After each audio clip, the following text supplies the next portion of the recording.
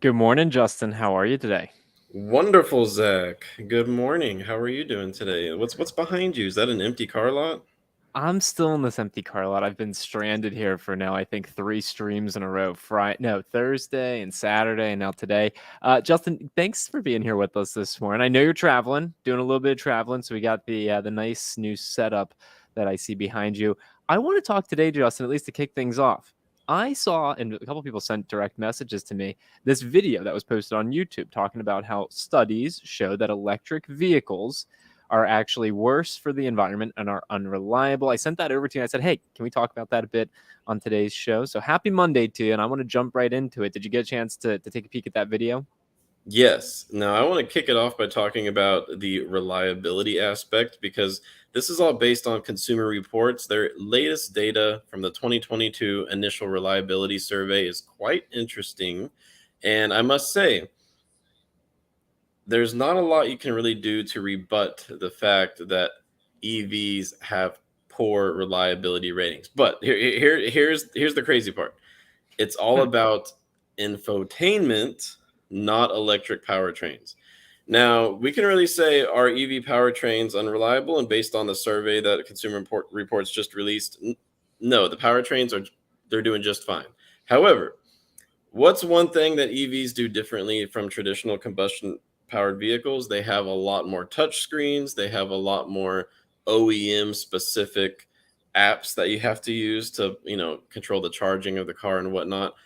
Their survey found that it's these OEM engineered applications and infotainment systems that are causing the most strife for EV early adopters. And honestly, with my experiences with Hyundai, I can see how that's totally an issue because I've had a few bumps in the road myself.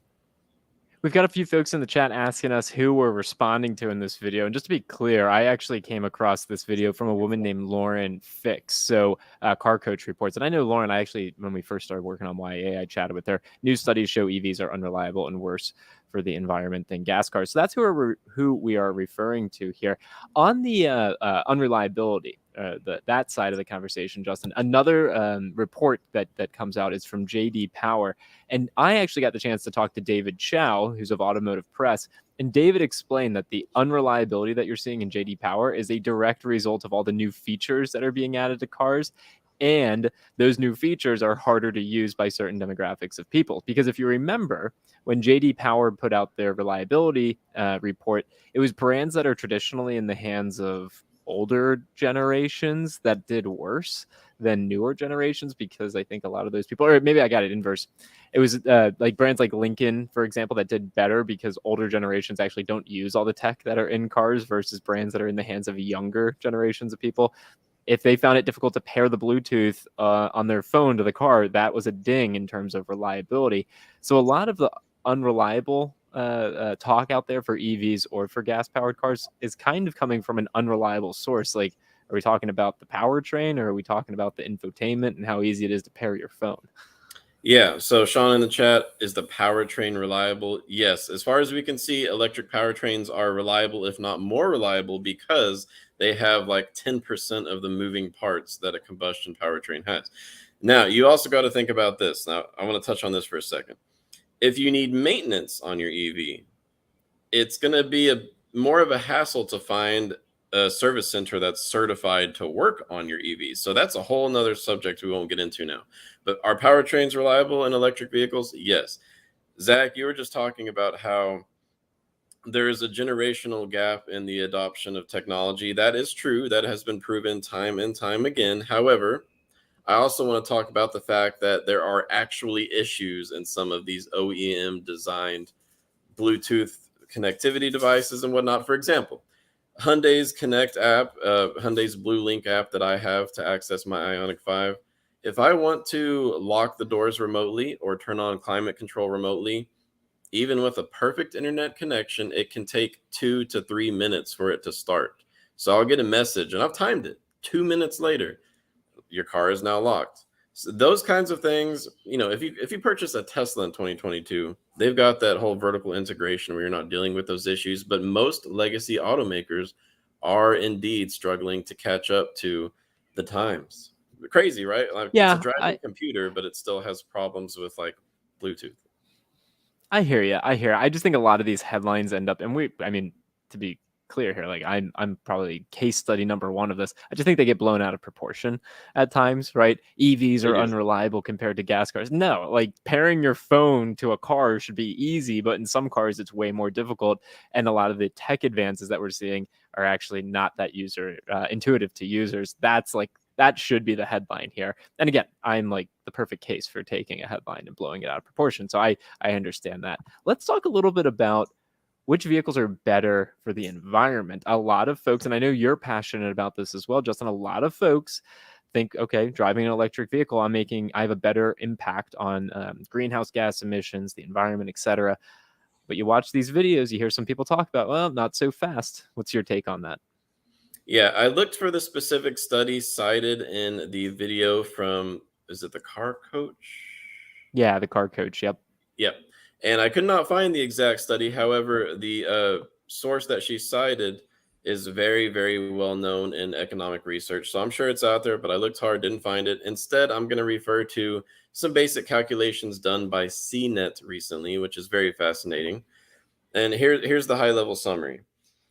Hmm. When you drive as the average American drives, which is about 15,000 miles a year, after between 2 to 5 years of driving, depending on which electric vehicle you buy, and depending on where you're sourcing the electricity that you're using to power your EV, you're going to be breaking even when it comes to environmental effects.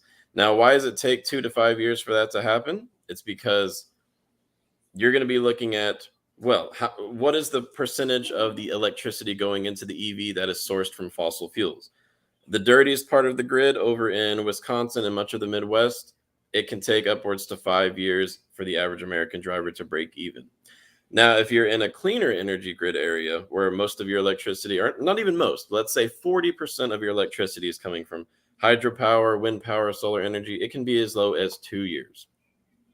Battery mining is taken into consideration in these studies and in these calculations. Now, keep in mind, before electrification really kicked off in the past 2 years, Hmm. automakers and researchers and a whole bunch of different entities, intergovernmental partnerships worldwide, they were all looking into the effects of EVs on the environment because let's be honest about it, a big reason for the push to EVs is to reduce tailpipe emissions and to reduce overall emissions for climate change reasons, right? They looked into this deeply and they're aware that, yeah, battery mining is not the best for the environment. In fact, it's quite bad for the environment. But when you take into consideration the lifespan of a vehicle, the fact that vehicles are on the road for more than 10 years, sometimes 20 years, at some point, you're going to be driving every mile with less environmental impacts than you would with a combustion vehicle. It's just a question of how quickly does that point get here. And then also you got to consider the type of vehicle, right? If you're buying a 9,000 pound Hummer EV versus, I don't know, a Chevy Bolt, the impact on the environment and your payback time in terms of when it's environmentally beneficial is going to be drastically different, right? Yes, and it's also a huge factor is what are you comparing it to? What would you have purchased otherwise? For example, electric trucks, if you're comparing it to a 15 mile per gallon Silverado 2500, maybe comparing that to a Silverado EV or F-150 Lightning, the environmental impact is going to be drastically reduced when looking at switching to an EV. You're going to have that environmental break even point a lot sooner. But keep in mind, we're talking about break even points here. I don't want to confuse anyone. We're not talking about the financial break even point, which is a whole nother calculation. But yes, battery capacity is a big factor. Efficiency is a big factor. Now, there's a few EVs we don't talk a lot about on the show here, such as the Hyundai Kona EV, the Kia Hmm. e-Niro. They're not really desirable EVs. They don't look that cool. They don't go fast, but they're some of the best EVs for the environment because of their efficiency. So that's something we got to talk more about if that's what you're concerned about is environmental impacts, the efficiency of the electric motor. And as we see more and more manufacturers bring electric vehicles to market, I think we were talking about this last week, Justin. It was 33 new electric vehicles were brought to market last year or so far this year. And next year, it's supposed to be what, like I don't know, 60, 100. It was some Yeah. huge number.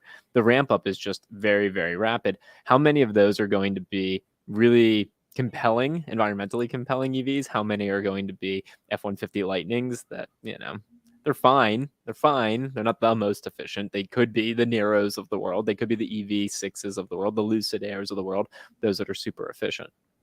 Yeah, that's something to think about. And this reminds me of how I often just, maybe I'm sitting charging my Ionic 5 at a Electrify America station, staring off into the distance, and I'm thinking about what is it going to take for EVs to actually make a difference when it comes to global emissions. And time again, when you do the math, it comes down to electrifying vehicles that drive the most miles per year. So sure, maybe this guy or gal who drives 12,000 miles a year is going to buy a Fisker Ocean. I love the Fisker Ocean. Maybe they're replacing their Toyota RAV4. That's going to be good for the environment in about 5 years' time. But what about right now? It's going to actually take electrifying fleet vehicles, heavy duty haulers, 18 wheelers, things like that. It's just really interesting to think about the time scales when we're talking about the environmental impacts of electrification. I think that Igor in the chat has a great point. Yeah, let's talk about this. So Igor says the most dangerous aspect about EVs for the environment is the disposal of the batteries when the car's life is done. That is factually true. Right now in Europe, there is a growing industry of battery recycling, and there are plans that are they're in the very advanced research and development stages for turning recycled EV batteries into home energy storage. Wouldn't that be awesome if you could buy a essentially discounted home battery to power your home when the electricity goes out, when the grid fails, because of a future supply of used EV batteries on the market? But what Igor said is factually true. If EVs have really poor reliability when it comes to the powertrain, and you end up having these batteries going to the landfill, that would be massively, massively a problem for the environment. And let's talk a little bit about this. We've done videos about automakers and their powertrain warranties for electric vehicles. I mean, most automakers feel good up to, 150,000 miles is what your factory warranty is going to be on your battery pack in an electric vehicle. That's kind of the average. Best ones. That's the best ones. That's the average. The average is 8 years, 100,000 miles. So, I mean, that gives you some perspective of when the automakers expect those battery packs to not be, at full capacity again. What is the process of recycling all these batteries? Because if you think about it, the whole reason this automotive, machine keeps whirling around, is because every 5 years people buy new cars. Every 10 years, at least, everyone's like swapping out. We know the average age of the U.S. fleet right now is almost 13 years old. That continues to get older and older.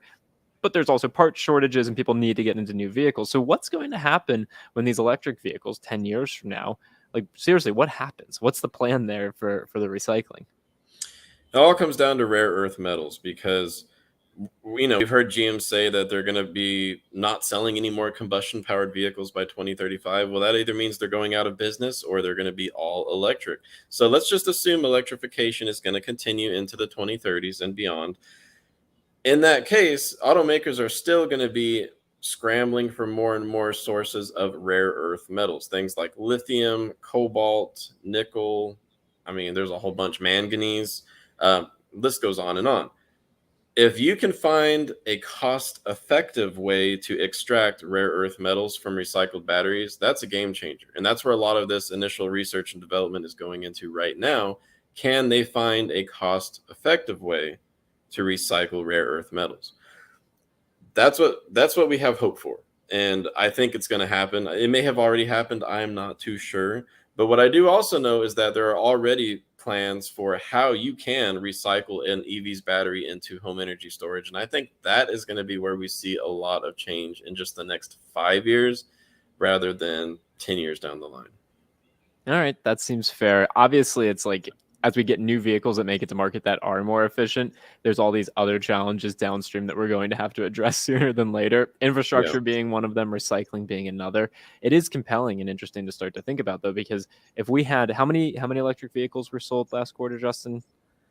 Last quarter, 196,000. It's In the United 196,000 new States alone. batteries in the United States. Yeah, new batteries that are just out there. What's going to happen after 8 years and 100,000 miles when the manufacturer's warranty is done, selling them as used cars, going to the scrapyard? And it is interesting to Dwayne's point here. It's the same thing as used motor oil. It has to be recycled. It can be dangerous if disposed wrong. Like, this is going to be really interesting. All these people that are, yourself included, buying EVs. All right, what happens when you go to trade that in and it's a clunker? You know, do we have the companies in place to be able to handle those things? Is there a financial benefit to them to handle these things? Like, that whole infrastructure and system needs to be set up for this to work. Yeah, and I want to be clear, there are still lots of unknowns, and we've seen that the deployment of solar panel recycling has been far from perfect. There have been recent reports that old solar panels from like the 80s and 90s are filling up in landfills in California. So there are still a lot of things that need to be done before this happens, like without any problems. Let's switch gears for a second here. Justin, you sent me an article earlier this morning talking about our friends over at Tesla. They are claiming that their prices are going to go down eventually if inflation goes down. Tesla prices have gone sky high. Can you give us the run through of what's happened over at Tesla? And unfortunately, I got to say, this is probably the reality for the rest of automakers moving forward. MSRPs are no longer going to be for entire model years. It's going to be like Uber, man. They're just going to update as demand goes up and supply goes down. Your Uber ride price goes up. It's going to be the same thing with your electric vehicles. At least that's what I'm thinking is going to happen. And that's what Tesla already has done for the past decade, right? They've just kind of said, screw the industry. We're going to raise prices whenever we feel like it. A few times they have dropped prices as well. So let's talk about where we were 2 years ago. 2 years ago, I would say the Tesla Model Y was the vehicle that I had in mind for my future EV purchase. And in early 2020, at the start of the horrible pandemic, it was only $53,000. And I think they were already out of their federal EV tax credit allocation. So it was just $53,000 for a Tesla Model Y 2 years ago. Today, that same vehicle starts at $66,000. That's roughly a 25% jump in prices. And we've seen some Teslas increase by upwards of 30%. Now, if you think about the industry as a whole, we've seen prices go up from other automakers, but in many cases, it hasn't been quite the same jump because they follow, for the most part, the model year plan of doing things. How would you describe that? The model year myth? Is it more of a myth these days? Automakers kind of practice set it and forget it pricing practices until this past year when they've updated them often and yeah, significantly. I mean, I've seen some Ram truck orders that the MSRP went up thousands of dollars between when it was ordered and when it was delivered. So we're starting to see the Tesla effect play off in other areas. But Elon Musk did come out and say, hey, when inflation goes down, we'll be lowering prices. So obviously their vision is still to get the a kind of a mass market EV in folks' hands. That being said, the only person or the only corporation that I think is doing that is kind of General Motors with the Bolt that's coming out next year. I mean, even The Hyundai Equinox and too. Kia. Yeah, the Equinox. Yeah. Yeah, Equinox now 2. this Yeah. is interesting because we're basing this off of Elon Musk's crystal ball Twitter account, where he Yeah, of says course. that if inflation comes down, they can lower car prices. But here's the thing. Inflation is a moving target. If you're talking about 9% increases year over year in consumer price indexes, it's really a moving goal where I think rather than lowering Tesla's prices in the future, what would be more likely and a more attainable goal for us, the consumer, would be no more price increases. I think that's a best case scenario rather than, seeing the Tesla Model Y go to a $75,000 vehicle. I would say the best case scenario is that it stays at a $65,000 vehicle. Because Yeah. the way inflation works, I don't think prices are going to go back down. They're just going to stop rising, don't you think? Yeah, I think you're probably on to something there. It is interesting though. Remember, GM is offering that $6,000 retroactive discount to existing Bolt owners. So, I mean, there are some shiny, bright lights out there that might be a light at the end of the tunnel in terms of pricing. It'll be interesting to see what actually happens in practice. I mean, we have a video, I think it just dropped on the YA channel, pretty much just, demonstrating F-150 Lightning markups through the roof. So obviously, just because an MSRP is set for everyone, with the exception of Tesla, doesn't actually mean that's going to be the transaction price. Well, more affordable pricing, this is how legacy automakers and other newcomers, EV startups, this is how they're going to try to take more market share from Tesla. So I mean, I think that General Motors could be telling the truth when they say that their goal is a $30,000 Chevy Equinox EV late next year. When it comes down to it, I think the trim options that most consumers will be interested in would be more like $40,000. But still, I mean, let's just blame everything on inflation, right? Let's say because of inflation, a $40,000 EV is actually a really solid deal. I look forward to seeing what the likes of Fisker can come up with, Yep. especially Ford if they start electrifying the Ford Explorer. Seems like everyone, three out of four buyers still chooses a crossover or a truck. So we got to keep in mind that at a time when the raw materials that go into making an EV has more than doubled, people are demanding EVs that require more raw materials, which would be those heavier powertrains, those heavier Yeah. suspensions to support a crossover like a Ford Explorer. We'll see. I mean, I have hope, but I feel like it's a do or die moment for the industry overall. They're going to have to bring something more affordable to market, or Tesla's just going to run away with market share forever. Yeah, average transaction price last month $67,000 for an electric vehicle. Justin, you posted back on the joinyaa.com blog just last week. GM actually partnered to help enhance their charging infrastructure. This is an interesting partnership between GM, EVgo, and Pilot Flying J truck stops. Can you talk a little bit about this partnership? And do you expect to see more partnerships like these to help build out infrastructure? We're talking about a 2,000 charger network being installed. Yes. Now, I think this is so fascinating because there are two places around American highways that really make sense for fast charging infrastructure: rest stops, which are typically managed by the states, and truck stops, which are more affectionately known as just what do they call them these days? Travel centers. That's what they call There them. you go. Okay. Yeah, it's a much nicer name for a truck stop, right? The financing of this new partnership between General Motors, Pilot, and EVgo is very interesting because it looks like General Motors and Pilot are coming together to basically finance the growth of EVgo's network. Now, you've got the Tesla Supercharger network, which is everywhere. It's the largest, most reliable network. And then you've got Electrify America. And then in third place nationwide, you've got EVgo. And in the part of the country that I happen to be in right now, North Carolina, I've seen EVgo charging stations all over the place. So it's really, really interesting to see that GM has partnered with this third player in EV charging in America, and they're really, really going to grow the network. They have already announced plans before this Hmm. for 3,000 chargers in American cities by the end of 2025. That's a GM EVgo partnership. So that was before this announcement. The recent news, it's basically an acceleration for 500 truck stop locations nationwide. We're going to get that done within a year or two. That's a quicker Wow. timeline. But also, the way that Pilot and Flying J truck stops or travel centers are now going to be crafting lounge areas for those who are charging at their stations to basically hang out, enjoy food and drinks. That is news to me. And that makes a lot of sense, doesn't it? Because my Ionic 5, I'm usually there for 20, 25 minutes if I'm going from 10% to 90%. But what if you have an ID4 or a Chevy Bolt or an older Nissan Leaf and you need to hang out for a whole hour? That doesn't sound fun, but it might be a little more appealing if you have a beautiful truck stop lounge to hang out in, eat your Subway and pretzels and whatever else, beef jerkies at truck stops. But Yeah, it sounds like travel center. travel This center. reminds me a little bit. Volvo and Polestar announced earlier this year their partnership with Starbucks to bring chargers to Starbucks locations. This is just an interesting dynamic. When you have gas stations, obviously you need all the big infrastructure there. Where's the gas going to go, etc. Could we actually end up seeing EV chargers? I mean, I was up in Montreal in Canada 3 weeks ago, and there's just EV chargers on the street, like literally street parking, and you just like a thing pops out and you plug your car in. It's interesting to see, what GM's doing here, what Volvo's doing.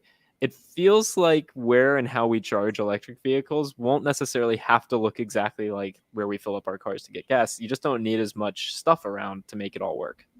Yeah, so much of it depends on where you live too, because over half of Americans live in urban areas, and that's where the solutions that you're talking about, street side park charging, make a lot more sense.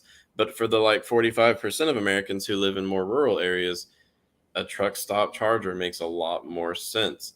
And one other thing I want to bring up is that we're talking about 500 locations with DC fast chargers coming to these travel centers at Pilot and Flying J truck stops.